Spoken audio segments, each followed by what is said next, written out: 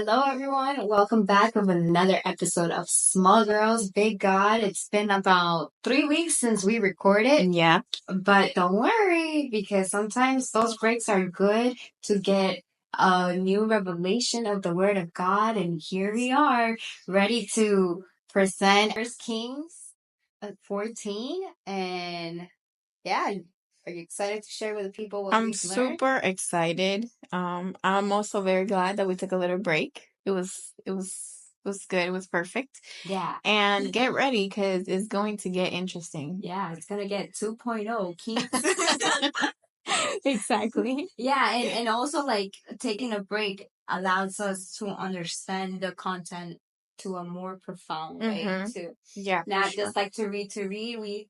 Maria has done some research and I kind of done that to be honest, but we are ready to get this started. Okay. So I'm gonna read from the NIV Bible, and I have Ahisha, the prophecy against Jeroboam. At the time, Abijah, son of Jeroboam, became ill, and Jeroboam said to his wife, "Go, disguise yourself so you won't be recognized as the wife of Jeroboam. Then go to Shiloh. Ahisha the prophet is there, the one who told me I would be king over this people. Take 10 loaves of bread with you, some cakes, and a yard of honey, and go to him. He will tell you what will happen to the boy." So Jeroboam's wife did what he said and went to Ahisha's house in Shiloh. Now Ahisha could not see. His sight was gone because of his age. But the Lord had told Ahisha, "Jeroboam's wife is coming to ask you about her son, for he is ill, and you are to give her such and such an answer. When she arrives, she will pretend to be someone else." So when Ahisha heard the sound of her footsteps at the door, he said, "Come in, wife of Jeroboam. Why this pretense? I have been sent to you with bad news. Go tell Jeroboam that this is what the Lord, the God of Israel, says. I raised you up from among the people and appointed you ruler over my people Israel.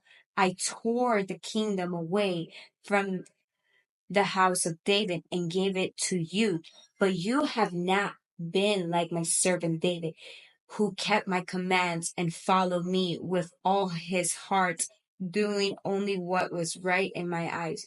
You have done more evil than all who lived before you.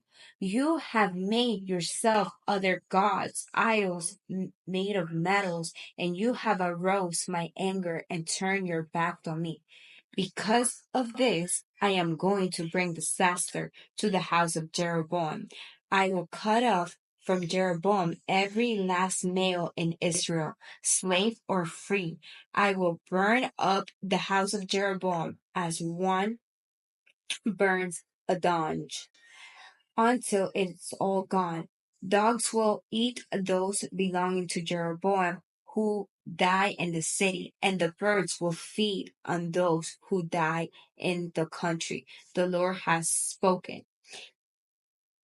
As for you, go back home, and when you set foot in the city, the boy will die. All Israel will mourn for him and bury him. He is the only one belonging to Jeroboam who will be buried, because he is the only one in the house of Jeroboam in whom the Lord, the God of Israel, has found anything good.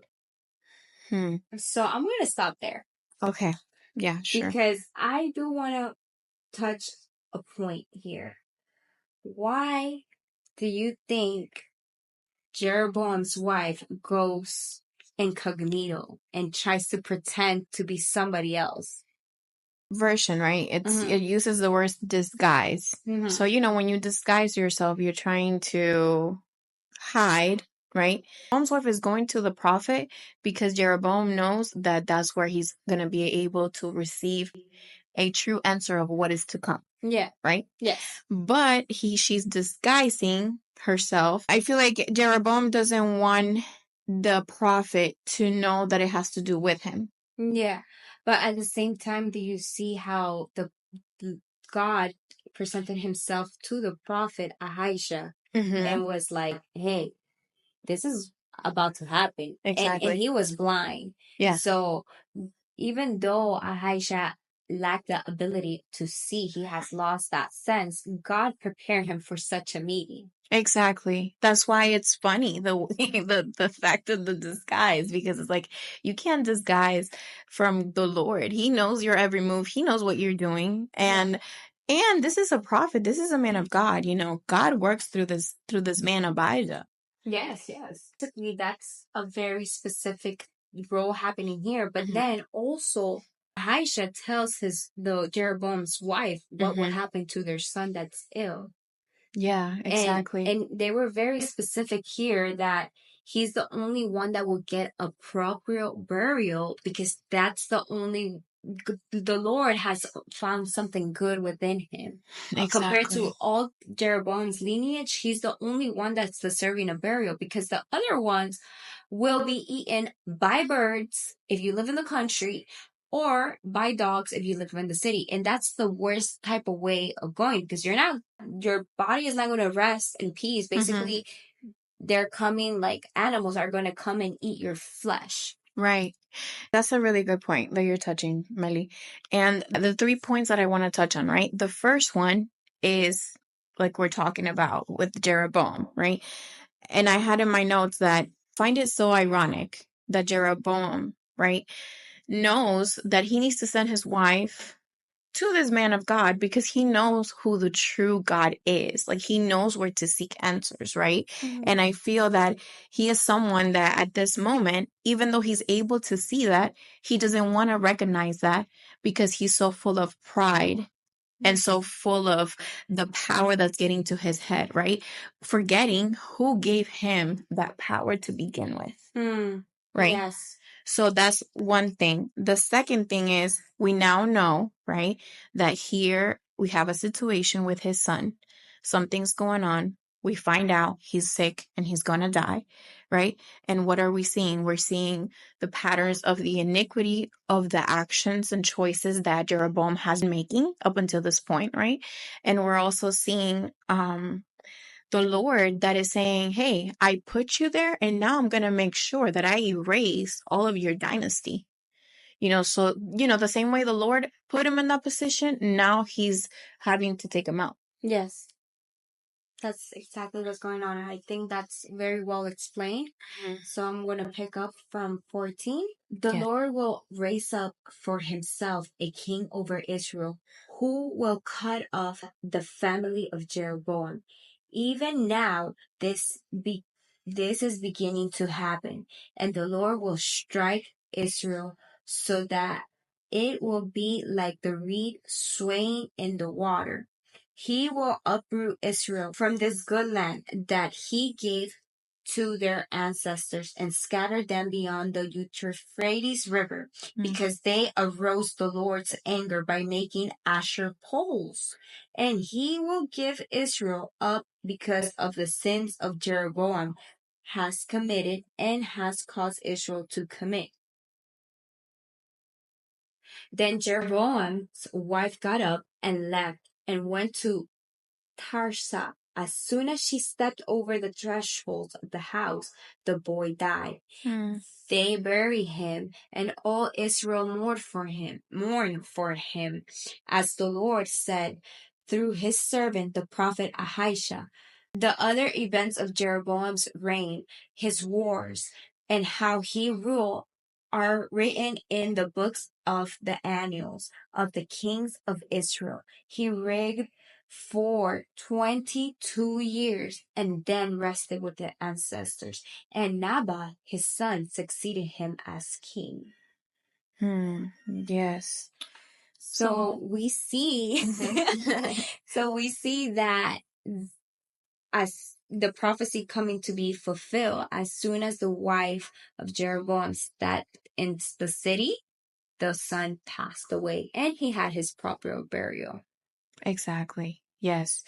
And, it's a shame because it's obviously the consequences of the disobedience that we're seeing, those results.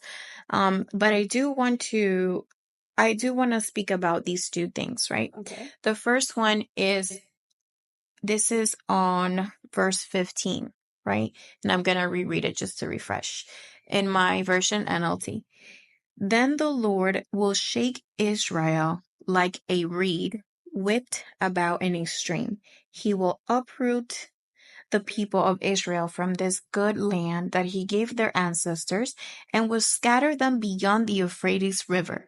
For they have angered the Lord with the Asherah poles they have set up for worship. So in this verse, the word reed is used. And I thought that that was interesting. And I was like, you know what? Let me find out truly what reed means, right? And when I looked it up, I have it here. Okay. A reed, it's a stalk or a plant that grows in marshy grounds, okay? And it also denotes fragility, weakness, and instability, okay? So it's referring to the state of Israel at this moment. This word is being referenced to denote the state of where Israel is at, meaning that they are people that at this moment their soul is crushed, is ready to sink. They're in despair because they're under a sense of guilt and lost condition. And that's basically, I found that to be so profound and so couldn't get more descriptive than that. Because if you think about where Israel is falling at this moment, the worship of the idols, following the wrong path and deviating completely from what the Lord commands and what the Lord is expecting from his people, that's just a great description of where they are at. In this same scripture, they do mention Asherah poles, right? And we did want to talk about that. We wanted to explain to you guys what Asherah poles were. And I do have the Hallman Illustrated Bible Dictionary. This is where we retrieve this information. And it says that an Asherah pole, right, represented a fertility goddess, okay? And it was also a representation of the mother of Baal. And we have to remember that Baal is the idol that at this moment Jeroboam started building altars all over and is leading the people to worship him. Okay. Right? So I just wanted to, bring that up so we know what we're talking about as we read that. Okay, so picking it up in verse 21 from NLT. Meanwhile, Rehoboam, son of Solomon, was king in Judah. He was 41 years old when he became king, and he reigned 17 years in Jerusalem, the city the Lord had chosen from among all the tribes of Israel as the place to honor his name. Rehoboam's mother was Naamah, an Ammonite woman. During Rehoboam's reign, the people of Judah did what was evil in the Lord's sight, provoking his anger with their sin. For it was even worse than that of their ancestors, for they also built for themselves pagan shrines and set up sacred pillars and Asherah poles on every high hill and under every green tree. There were even male and female shrine prostitutes throughout the land. The people imitated the detestable practices of the pagan nations the Lord had driven from the land ahead of the Israelites. In the 5th year of King Rehoboam's reign, King Shishak of Egypt came up and attacked Jerusalem. He ransacked the treasuries of the Lord's temple and the royal palace. He stole everything, including all the gold shields Solomon had made. King Rehoboam later replaced them with bronze shields as substitutes, and he entrusted them to the care of the commanders of the guard who protected the entrance to the royal palace. Whenever the king went to the temple of the Lord, the guards would also take the shields and then return them to the guard room. The rest of the events in Rehoboam's reign and everything he did are recorded in the book of the history of the kings of Judah. There was constant war between Rehoboam and Jeroboam. When Rehoboam died, he was buried among his ancestors in the city of David.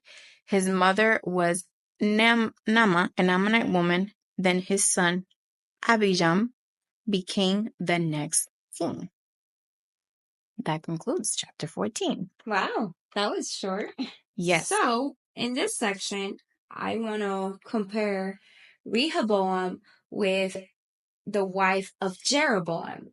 Why? Because they're trying to maintain an image and a pretense, both of them. And why do I say Rehoboam is also trying to maintain an image and a pretense? Because as Egypt came to the palace of the Lord and stole the gold, Rehoboam, what did he do? He replaced them by an imitation of bronze. So he's not giving it the equivalence of the quality And the value. and the value, yeah, of the material. So maybe Rehoboam is probably trying to fool other citizens and saying like, oh no, we're okay. Even though we have lost the richness, we're okay. We have these shields and bronze, but it will only take experts to really analyze that it's not the same. Right, yeah. Yeah. I thought also about that part, that it was silly of him, really, to think that that it could be replaced, when we know that when the Lord told Solomon, do this in this way, he indicated what materials to use and all that. Like, he was very specific. So the fact that they're having to go in and out, the guards are having to travel with these shields, so that means that they're having reverence for these things. They're trying to continue their rituals the same way, but now it's a facade. You're putting a scam just to make the people think that everything's okay. Yeah, pretty much. Yeah. And also, I saw something that there's male shrine prostitutes and that the Lord had driven that out before in Israel. Right. 24. 24, right? That's an important thing to see. Like, the Lord already had got rid of this wickedness, but it's now once again back in the city. Why? Because of disobedience. Yes. Another thing,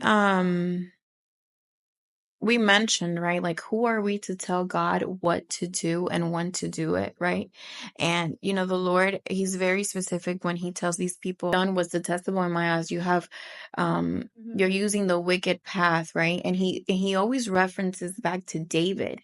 And something that we had spoken about is that, why does the Lord do that? Why does he reference David? It wasn't because David was perfect, right? Because we know that David fell into great sin and he did really horrible things. But it was because in the long run, his heart was fully and completely for God. And because God did through David what he wanted to do. It was never about David's desires, but it was what the Lord wanted. And he followed in that way. Basically, David was available for the assignment. He was. And he was available, and he was just, he had a reverence for God Almighty. He was able to actually love the Lord. He was able to give him his heart, regardless of how many times his flesh led him into doing really wicked and ugly things. Yeah. I don't know where I read this, because I've been reading a lot in the Bible, but in the Bible, David is such a significant figure that they will bring him up and up and up. And I recall something of saying, like, I think it's going to come up actually in 15, on where they describe David like, okay, the only flaw with him was with the adultery that he had with Bathsheba. But after that, like, it's like you're saying, because you keep saying wicked things. Yes, he shedded blood and all these stuff because that was his assignment to do. Right. But the only thing that he failed at was his adultery with Bathsheba. And then that was the downfall of his kingdom, because obviously there's consequences when you don't follow God's decree, Because it goes back, and this is what we've been seeing in this book of Kings. It goes back to what are the biggest takeaways so far for me personally is number one, the wisdom, because there is such a thing as called the gift of wisdom, that is supernatural. It goes beyond a small prayer to the Lord saying, hey, give me wisdom. Like, it's an actual gift that he will give you. And it just surpasses all understanding.